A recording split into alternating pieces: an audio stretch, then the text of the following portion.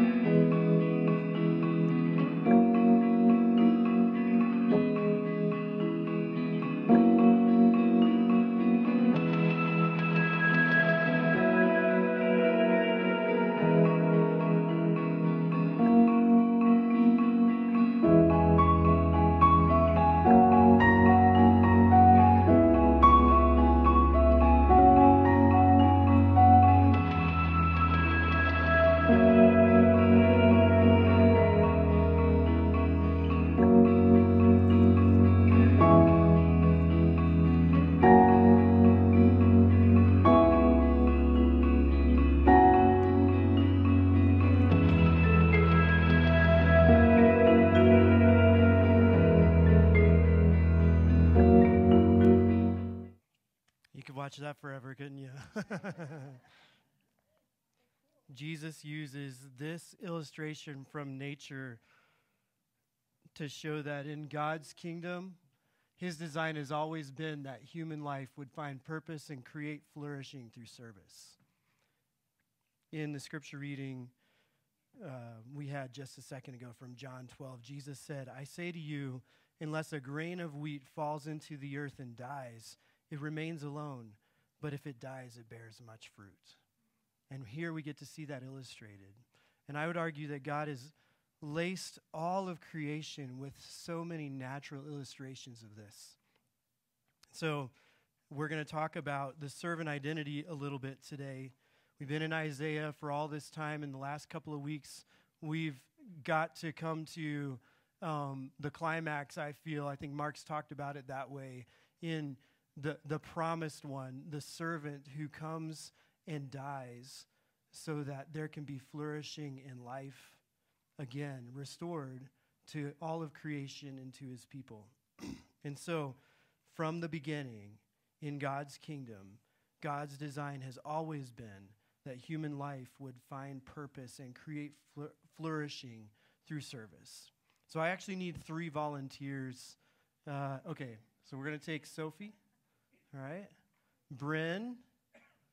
Who we got? How about Julia? Is it Julia back there? Okay. All right. You guys come on up here.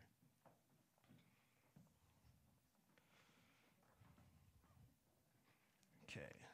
Bryn, can you hold this? And let me see. Why don't you hold this one? And you hold this one. And you guys go stand over there. Let me see if you can stand in the right order. Does anybody know what these are? Hold them up high so you guys can see. Okay. There we go. Okay, so what is this? Napkin theology. Okay, so I need somebody to tell me what these represent here. Okay, so Bryn, why don't you tell me what that one represents?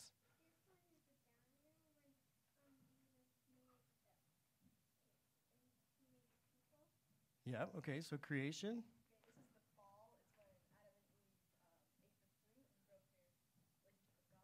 Okay, now Bryn, you need to move and change your arrow. There we go. What's this now, Bryn? It's when... Sorry, I put you on the spot. Does anyone want to help her out? Promise. Okay, so promise. So after the fall, God gives his people lots of promises. Okay, and then Julia, what do we have here?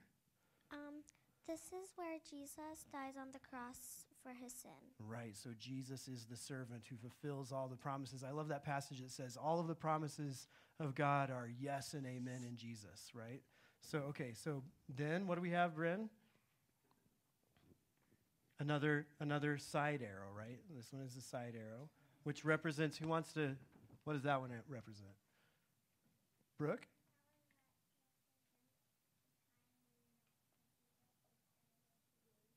Okay, we're almost there. That's the last down arrow. We have a side arrow that represents mission or the church, right? Okay, so the time we're in right now, and then you're right, Brooke. One last down arrow, which represents when Jesus comes again and makes all things new.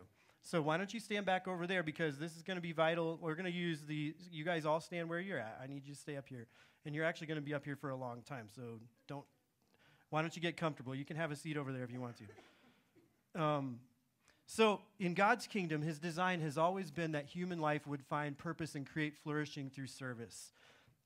Jesus talks about this so much when he comes and comes to fulfill all of those promises of God. He spends a lot of time talking to his people and to the people at large about what it means to be part of God's kingdom.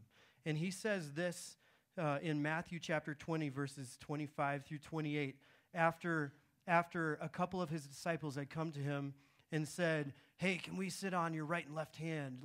Because their concept of kingdom was one of power and authority, which it is, of course, right? But we often get the concepts of power and authority wrong. And so they're looking for honor for themselves, and they want to sit on either side of him in the places of honor. And Jesus says to them, he calls, the other disciples are disgruntled about it. You guys remember this story? And they're upset, and they're beginning to argue and fight because these two guys are the ones who are like power-mongering among them, getting ready for when Jesus is going to give them their local restoration of Israelite rule and autonomy. And that's not what Jesus was after there. And so Jesus says this to them. He calls them to him and said, you know that the rulers of the Gentiles lord it over them, and their great ones exercise authority over them. It shall not be so among you. He says, there's going to be something different for my followers who are part of my kingdom. Whoever would be great among you must be your servant. Now, I'm going to stop here for a minute because I went to a college where it was a Bible college that I went to, and we had the hows, right? Our values were honesty, obedience, wisdom, and service. And those were wonderful. And I feel like in that environment, so many of those were taught pretty well. But at the same time, we had many of us that made jokes about it because at the end, at graduation, everyone got a dish towel slightly larger than a washcloth. And it was meant to represent the fact that Jesus was great, and he served, and he washed their feet, right? He took off his robes, and he put on the dress of a servant, and he got down and did the lowliest job and gave his disciples an example of what he was about to do in laying down his whole life for them, and also set for them an example of what it means to be great, to love one another by service, by giving your life, by having an outward sort of life. And so what we did was the means to greatness is service. And that's not what Jesus is saying. It's not like, well, the one of you that does the most serving is going to be the biggest one in my kingdom. That's not what Jesus is saying. And so we used to say when we would see somebody doing a lot of extension stuff or a lot of the dirty jobs, we say, well, that guy's going to get a beach towel when he graduates, not just a little hand towel because he's doing so much service. We used to joke that way, but it kind of represented the way sometimes we look at this. It's like, well, we're trying to get honor for ourselves and trying to get greatness. So now Jesus is saying the means to that is service. And get this right? Like this is not meant to be a means. But in what he's saying is let's turn this upside down. The way the common worldview surrounding them and us was set up was so that you would use your power to extend your influence and to get honor for yourself. And that it was something to be like the Gentiles who lorded it over. When they had power, they lorded it over those around them instead of using that power as God designed. And so Jesus says Whoever would be great among you must be your servant. And whoever would be first among you must be your slave. And so then he says, the Son of Man came not to be served, but to serve and give his life as a ransom for many. So here Jesus says that this kingdom way of life is full of servant identity. And we struggle with that, and we're going to talk about that struggle in a second. But let me say here and now, here's essentially what he's saying is that, first of all, the servant identity is good. It is very good. Great even. That's what Jesus is saying here. It is great. But that it's counterintuitive, and it's against the prevailing natural worldviews that surround us. And why? Why is it that way? Well, if it is so great and so good, why is it so counterintuitive? Why is it not the way things typically are done? So let's talk about that for a minute. In the beginning, where's the beginning? I need you guys to keep holding those up, okay? So who has the beginning? All right, Bryn has the down arrow. In the beginning, at creation, when God created all things, what did he do? He made everything, and then he made this statement, right? What was the statement? It's good? Did he just say it's good? He said this is very good, right? And so in the beginning, God created all things, and he finished his creation with what? With humanity, right? He said, humanity is in my image.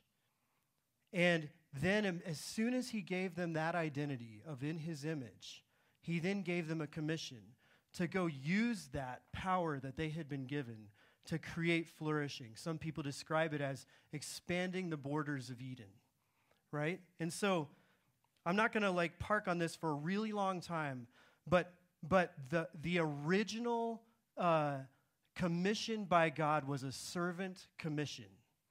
And that in and of itself is rooted in the Trinitarian character of God. When you park in Genesis for a little bit, we don't have an explicit doctrine of the Trinity, Father, Son, and Spirit, expounded there. We find that later. But when you take what you've learned later and look again at that text as you circle back around to it, you find a plurality and unity out of which humankind was created. God said, let us, plural, Elohim, make man or humankind, the word is for humanity, in our image. So he made them male and female in his image. And then he, in his image, gave to them to be the rulers or the stewards of all of his creation. And so when I was talking with Julie about this, she said, we have to be careful when we're talking about this servant identity that we don't make it sound, because the way God has essentially designed this is that our place, our role is one of servanthood, of stewardship.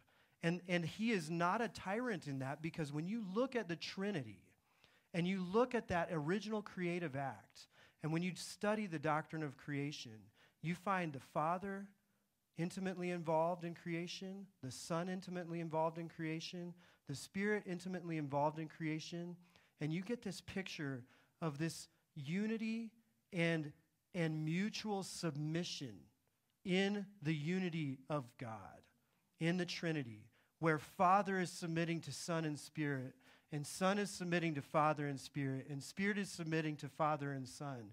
And they're moving back and forth in their roles, serving one another and loving one another. And then they have decided to create a creature in their image, in God's image, that demonstrates the same thing and also takes that same identity of mutual submission, love, gifting, and servanthood into all that they've done and all that they're called to do in creation. From the beginning, this servant identity is rooted in the Trinitarian character of God. And then it's given to us in image bearing. That commission, as I stated a second ago, originally was a service stewardship commission. Now, what is a steward? We're going to talk about that, but let me say this. Let me say this real quick. Image bearing, service, holiness, godliness, joy, and pleasure are all part of the same thing. All part of the same thing. Simple loving your neighbor by doing good work, seeking the flourishing of your community and your neighborhood are all holy when done underneath the umbrella of God's story of creation, rescue, and restoration.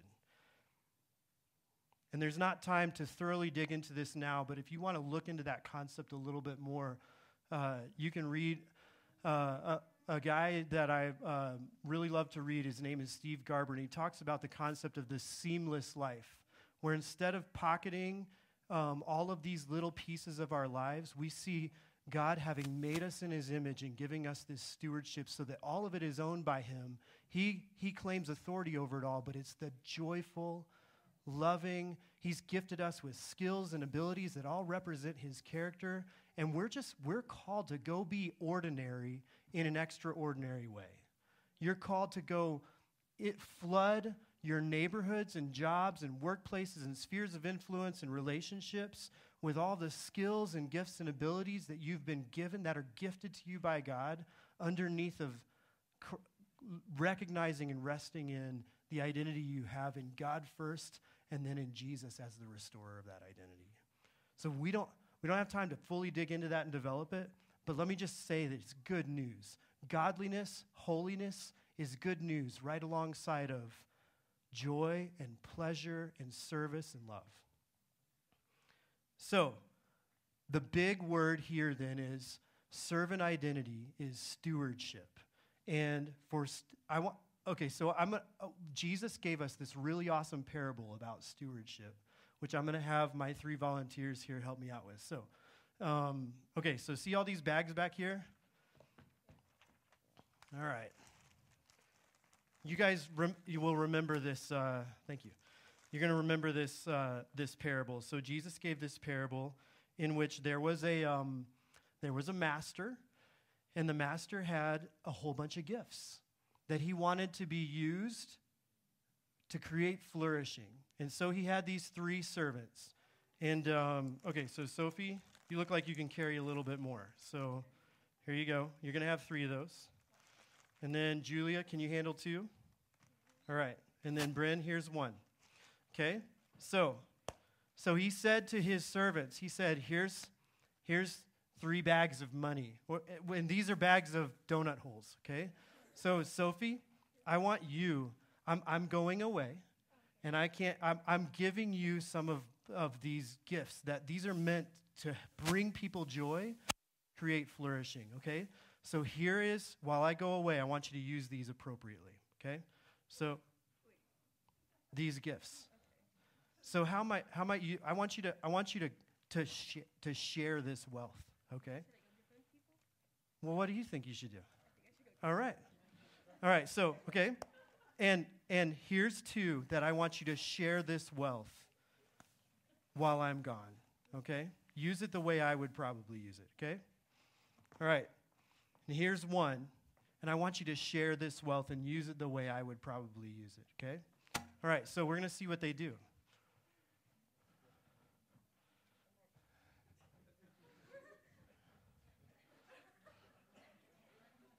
Okay, I'm going to call all the servants back.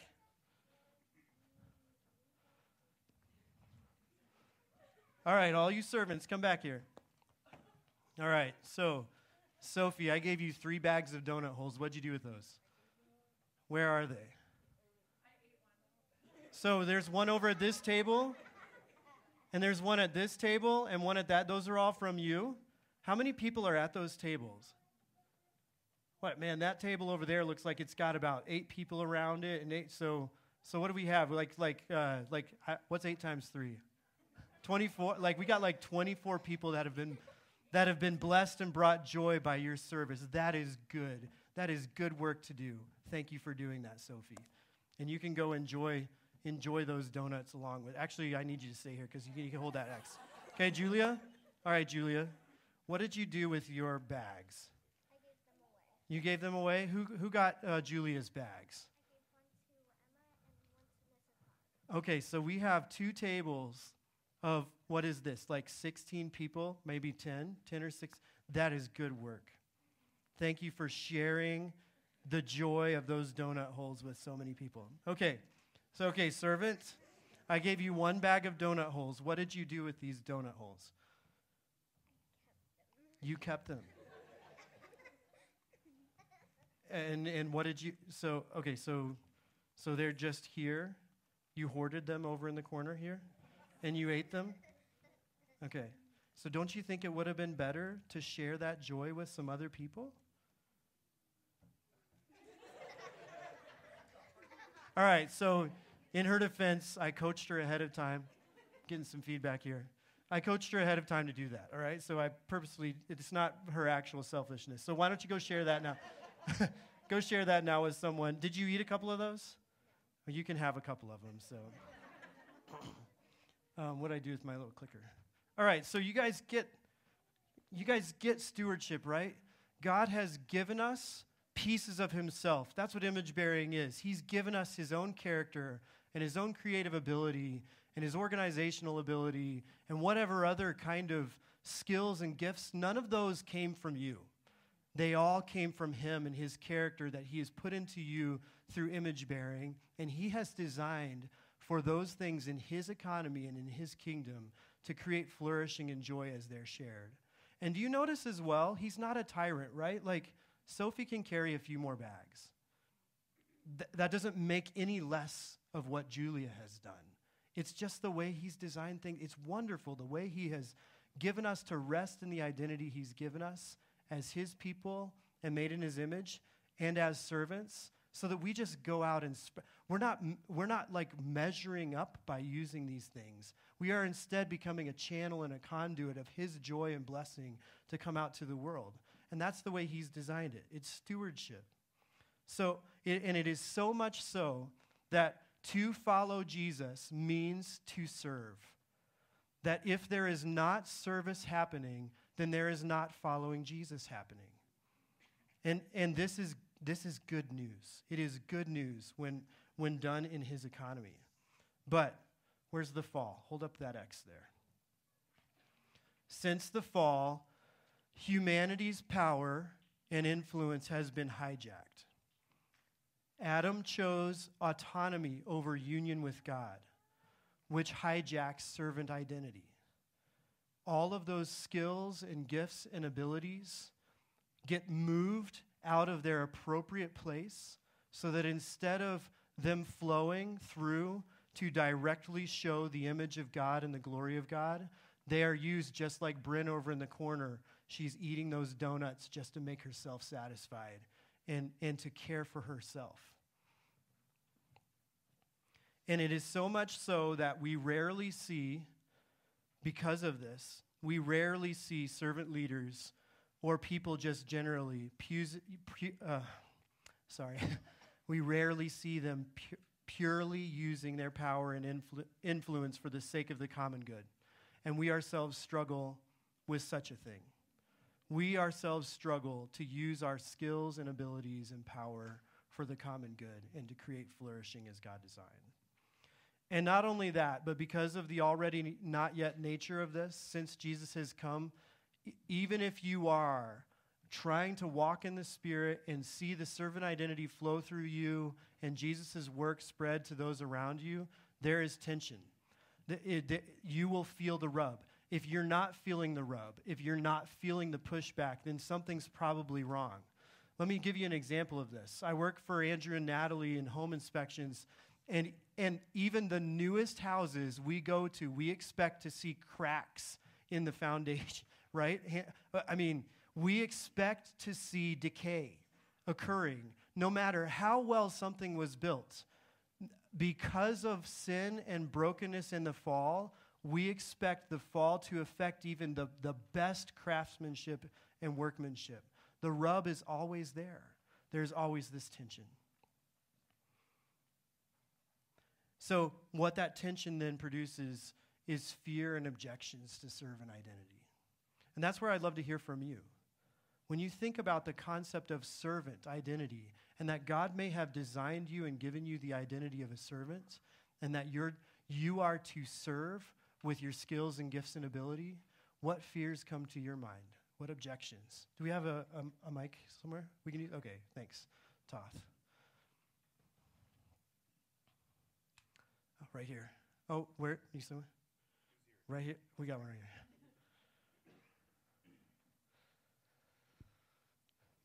If I give, that I will lack. Maybe. Yeah. It's like we believe it to be a zero-sum sort of thing, where I have to give up to give, right?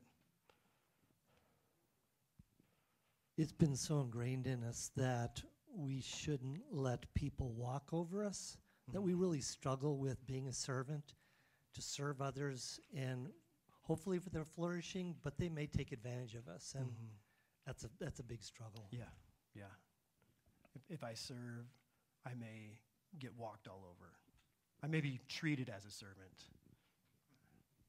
I think sometimes we think that fear that we won't succeed in what we are called to do, where you find even if your job is more of a servant than others, it's still to succeed. A lot of times you think you have to, there's certain paths you have to follow.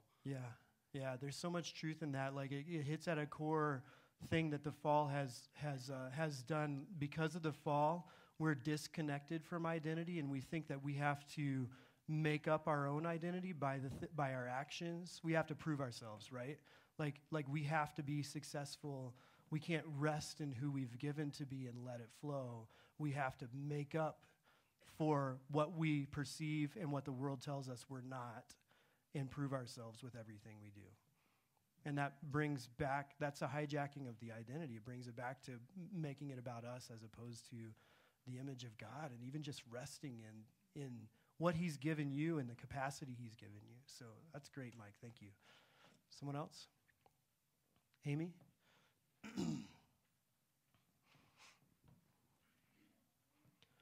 If I can't carry as many bags as Sophie, then the bags I carry aren't valuable or aren't worthy. Yeah. So it's a similar hijacking, but a different facet. Yeah. And I love how so many of Jesus' parables, he like shoots that one down right away, right? Like that very parable, it's the hoarding it's the hoarding and acting out of character of the identity we've been given as servants. That is the thing that's to be avoided. It's not any less to carry one bag or two bags or three bags.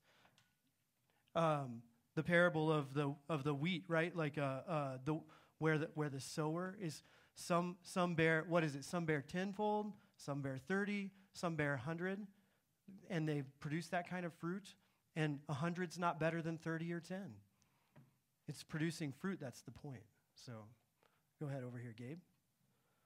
And isn't that good news? I mean, that's great.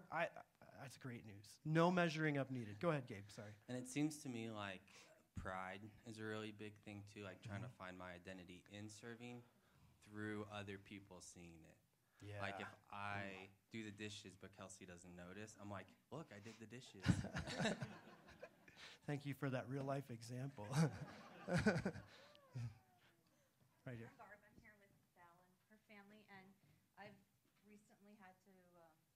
Back to Colorado from Wisconsin and pretty much give away a lot of my worldly possessions in order to make the trip and to be able to afford it. And it was a very cleansing thing. It really made me think about what I needed and how much I could donate that could serve someone else. And that I have been blessed many times over in my past. Yeah. And this time it's for me to ask for that help. Yeah. And it's been a real blessing for me. Yeah. Yeah, we want to think of what comes to mind to me is something even like I think Chas was saying this last night. We were having dinner together, and we view ourselves as the master who owns it all, rather than the stewards who are to be a channel of these things. And so we hoard. We sit in the. That's why we sit in the corner eating the donuts. Someone else, Mom.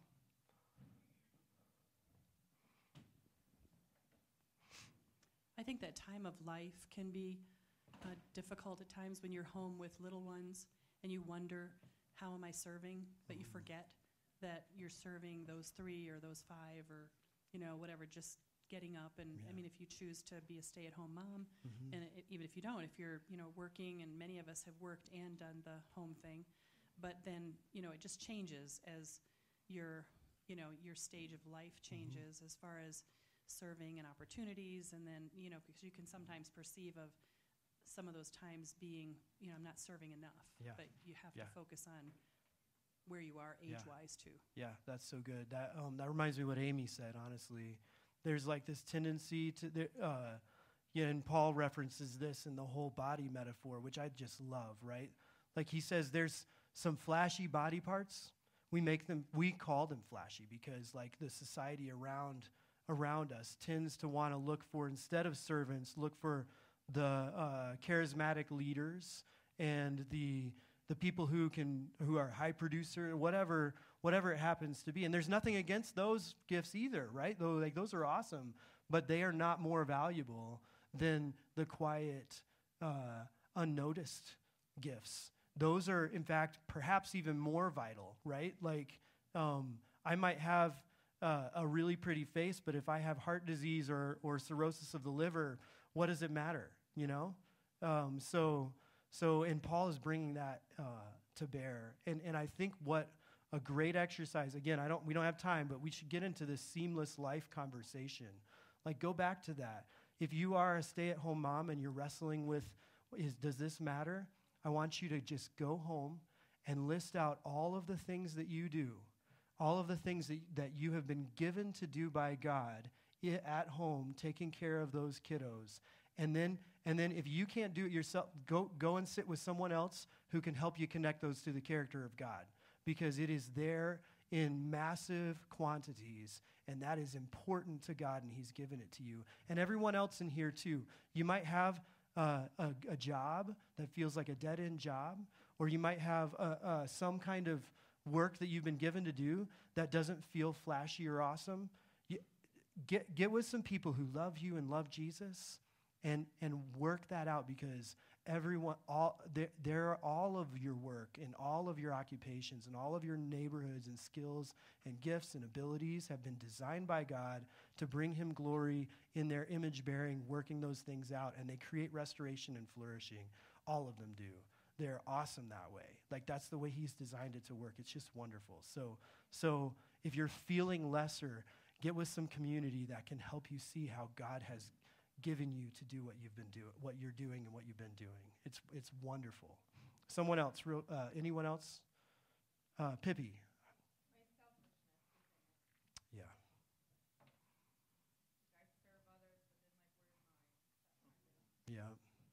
Yeah, that's really good.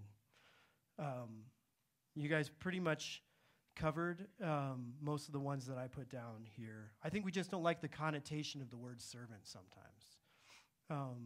If I serve, then I might be treated like a servant. If I take the posture of a servant and make myself vulnerable in that way with others, I'm not going to get any respect. Whenever I have served, I've been attacked, criticized, broken, or exploited. And I want to remind you of this. So if it is the case that the servant identity is something that has been given by God at the beginning, his design has always been that human life would find its purpose and create flourishing through this identity. It is godliness, isn't it? The most godly thing you could be doing is using your skills and gifts and talents in those outward sort of ways. Well, you know what Jesus promised? All who try to live godly in him are going to suffer persecution. You can expect that if you try to live out of this identity underneath of the authority of Jesus and his calling on your life, that someone or something is going to push back on that, and it's going to be painful. That's the expectation we've been given. And so that's why, so we had our X up, right? That's why we need Jesus. Go ahead and hold that up really high. We need Jesus, the servant hero, to be our hero in our servant identity. Let me show you this right here. We had the first Adam in brokenness, right? He was given identity. You're made in my image. He was sent as an image bearer to go out and spread that everywhere into a garden. In that garden, he faced temptation, and what did he choose? His own autonomy over union with Jesus, which hijacked everything so that what we have now is the wilderness we currently experience. But look at Jesus. He's called the second Adam. Now, do you remember this scene? He goes into baptism and comes out, and what does God say? This is my Son in whom I am well pleased. He's given the identity of Son of God, even as Adam was. True and better image bearer. He's sent by the Spirit into the wilderness and tempted there. And in that place, instead of choosing autonomy, what did Satan tempt him with? Well, you have power to make this stone into bread. Why don't you do that? He's like, no, because I'm living by a better story. And I've been given this role of servant to serve with my life and lay it down to ransom people and creation.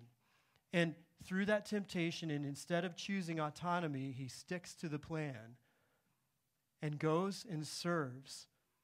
He creates a garden. He steps out of the tomb and is mistaken for what? A gardener. And so he is, who is through you in union with his people by the Spirit, making a place of flourishing and restoration, which he promises eventually is going to be a beautiful city where the tree of life grows, and where the river that heals flows, and where his authority is apparent. We need this sort of servant. We need this sort of hero to come back and rescue us. And so in Isaiah, a couple of weeks ago, we read this. Yet it was the will of the Lord to crush him. He has put him to grief. When his soul makes an offering for guilt, he shall see his offspring. He shall prolong his days. The will of the Lord shall prosper in his hand. Out of the anguish of his soul he shall see and be satisfied. By his knowledge shall the righteous one, my servant, make many to be accounted righteous, and he shall bear their iniquities. And this is you and me as Jesus followers. We get restored identity. Jesus unites us to himself by the Spirit. He counts us as righteous. And as the righteous, we are the people who get that image-bearing servant identity restored in us, so that by the Spirit and by our union with Jesus, the resurrected servant indwells us and continues to walk through every joy and trial with us. You don't have just a dead Jesus who said, you got to serve. You have a risen Jesus who said, I'm going to be with you all the way, and who does so by the indwelling Spirit that he's given us. He reanimated. Let me put this up here so that we can see it. Sorry, I didn't give you those other. A gospel-filled life for us looks like inviting the resurrected servant, Jesus, to reanimate your servant identity so that your work, your spheres of influence, your neighborhoods, and your talents all together again become agents of restoration. He has not left us alone. So,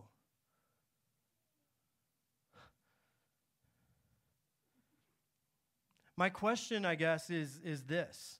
What needs to die in you so that flourishing and fruitfulness can be restored? What might Jesus be growing? Take these questions away and ask him to show you, what might he be growing in you? What are your skills, your passions, your spheres of influence that are meant to meet the hurt of the world so that you become an agent of restoration? And so every week we come back to this table again and again to celebrate this very thing. See, Jesus was talking about himself, the kernel of wheat that dies and goes into the ground so it can produce new life. And that's what we celebrate every time we come to the communion table. And what we're also celebrating is that what he has done, he is doing in us as well. And so as you take communion today, and even if you want to speak the gospel around your table for a minute, ask the Spirit to remind you of who you are as Jesus' servant, as a forgiven, made righteous, clean, new creation, and ask him to take your skills and gifts and abilities and talents and show you how those are meant to be used for the flourishing of the world and the spreading of his story. So I'm going to pray for us, and then we are going to say our call to communion together. You guys can go sit down. Thank you for all of my workers up here. I'm going to pray, and then we can take communion together.